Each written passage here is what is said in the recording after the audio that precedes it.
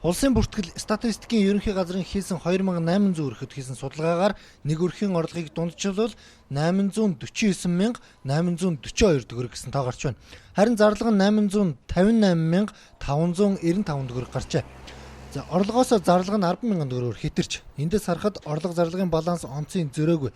Тэгвэл зарлага юунд зарцуулагддаг вэ гэдгийг тооцъё. Нэг өрх хүнсний зардалтай 208,777 төгрөг зарцуулжээ.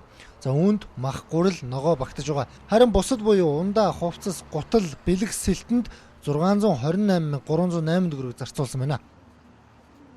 Иргэд маань тээврийн үйлчилгээндээ одоо хүнс нийт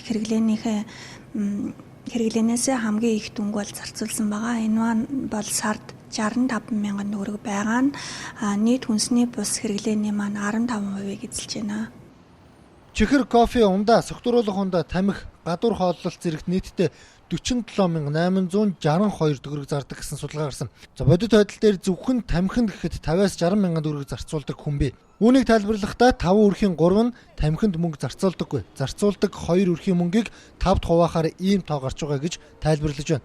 За харин хүнсний бус хэрэглээ, гутал, хувцас, орон сууц болон цахилгааны төлбөртөө 101,000 төгрөгийг зарцуулдаг. Бусад нь илүү зардал гэхэд болно. Мөн зээлэнд сардаа 103,000 төгрөг төлдөг гэж дундчилсан.